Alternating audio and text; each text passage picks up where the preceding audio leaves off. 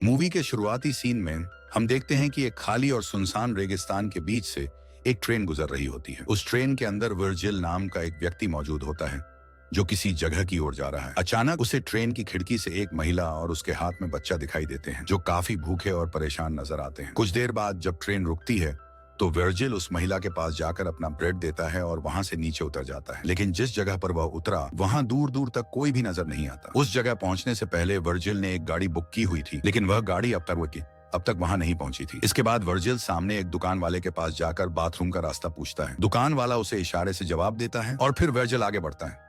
कुछ दूर जाने के बाद उसे एक गंदा और पुराना टॉयलेट मिलता है। वहां कोई और विकल्प न होने की वजह से उसे उसी टॉयलेट का इस्तेमाल करना पड़ता है। थोड़ी देर बाद वर्जिल का ड्राइवर आता है और उसे आवाज देने लगता है। इसके बाद वर्जिल अपने ड्राइवर के साथ गाड़ी में बैठकर कॉम्पाउंड नाम की जगह की ओर रवाना होता है। लेकिन कुछ दूर जाने के बाद वर्जिल और उसके ड्राइवर के बीच बहस हो जाती है क्योंकि ड्राइवर रास्ते में ज्यादा किराया मांगने लगता है। थोड़ी देर बहस करने के बाद वर्जिल को ड्राइवर की बात माननी पड़ती है। रास्ते में वर्जिल गाड़ी का एयर कंडीशनर चालू करने की कोशिश करता है, लेकिन ड्राइवर उसे मना कर देता है।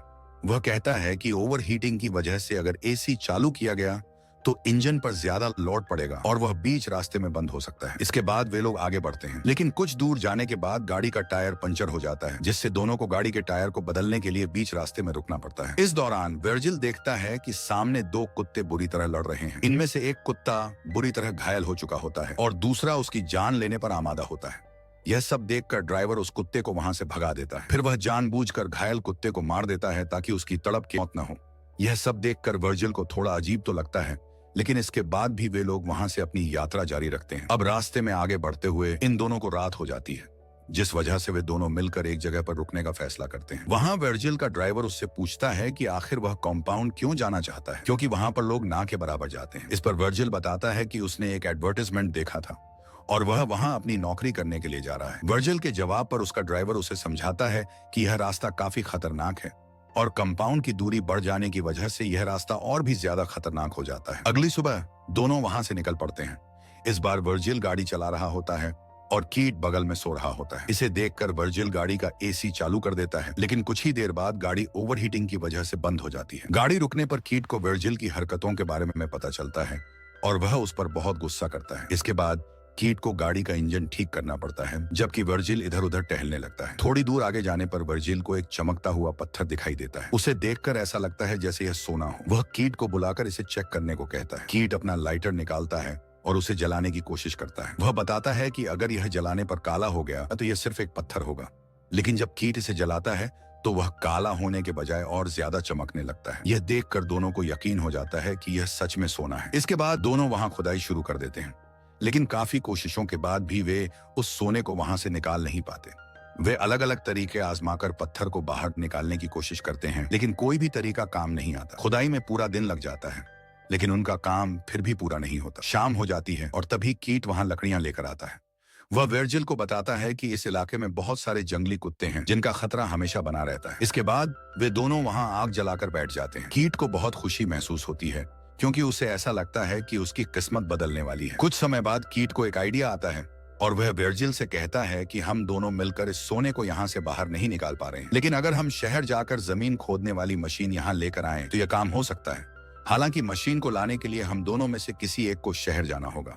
इस ऊपर कीट वर्जिल से कहता है कि वह शहर जाकर मशीन ले आए, लेकिन वर्जिल ऐसा करने से मना कर देता है। वह कीट से कहता है कि वह इस शहर में नया है और यहाँ किसी को नहीं जानता। कोई भी उस पर भरोसा करके मशीन उसे उधार नहीं देगा। कीट उसकी बात मान लेता है और वर्जिल को जरूरत का सामान देकर सुबह गाड़ी लेकर शहर के लिए निकल जाता है। जाने से पहले कीट वर्जिल को एक सैटेलाइट फोन देता है और बताता है कि उसे वापस आने में कुछ दिनों का समय लग सकता है। कीट के जाने के बाद वर्जिल वहां एक टेंट लगा लेता है ताकि उसके अंदर रह सके। रात होने से पहले वह जल्दी से लकड़ियां इकट्ठा कर लेता है, लेकिन रात में जब वह खाना खा रहा होता है तो उसे कुत्तों की चिल्लाने की आवाजें सुनाई देती हैं। यह आवाजें सुनकर वह काफी डर जाता है। अगली सुबह जब वर्जिल की आंख खुलती है तो वह फ्रेश होने के लिए बाहर जाता है। तभी अचानक उसके सैटेलाइट फोन पर कॉल आता है, लेकिन जब तक वह फोन तक पहुंचता है कॉल कट जाता है।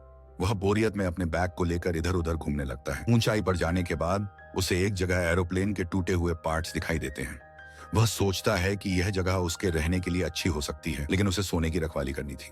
इसलिए वह एरोप्लेन के कुछ टुकड़े उठाकर अपने टेंट के पास ले आता है। सामान लाने के बाद वर्जिल इतना थक जाता है कि वह सीधा अपने टेंट में जाकर सो जाता है। थोड़ी देर बाद तेज धूप की वजह से उसकी आंख खुल जाती है। वह सोने के पास जाकर बैठ जाता है और खाली समय में खुद से बातें करने लगता है। कुछ समय बाद उसे ख्याल आता है कि वह पत्थर की मदद से सोने के टुकड़े को तोड़ सकता है।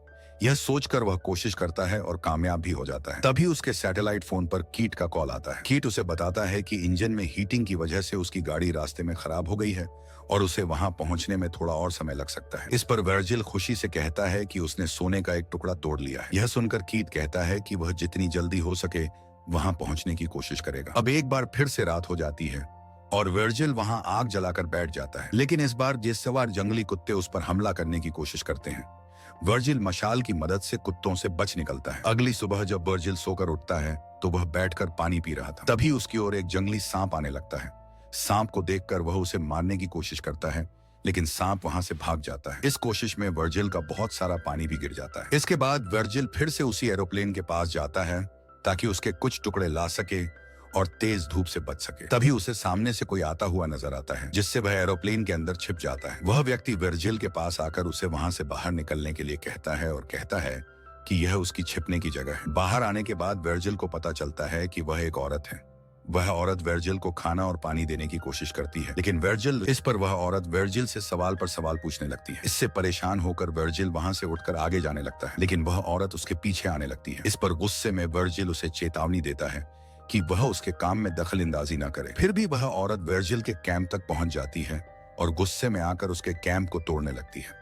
वह बार बार वर्जिल से वहां से जाने के लिए कहती है। यह सब देखकर वर्जिल को बहुत गुस्सा आ जाता है और गुस्से में अनजाने में वह उस औरत को जान से मार देता है। इसके बाद वह उसके बैग को चेक करता है और जरूरत का सामान निकालकर उसकी बॉडी को पास में जाकर दफना देता है। कुछ देर बाद वहां एक कुत्ता आता है और उस औरत की बॉडी को बाहर निकाल लेता है। यह देखकर वर्जिल के पास और कोई विकल्प नहीं बचता। वह उस औरत की बॉडी को एक जगह ले जाकर जला देता है। यह सब देखने के बाद वर्जिल की आंखों में आंसू आ जाते हैं, क्योंकि कहीं ना कहीं वह ऐसा नहीं करना चाहता था। अगली सुबह जब वर्जिल उठता है तो उसे कीट का फोन आता है। कीट उसे बताता है कि मशीन मिल चुकी है, लेकिन उसका वजन ज्यादा होने की वजह से उसे आने में थोड़ा समय लगेगा। यह सुनकर वर्जिल परेशान हो जाता है।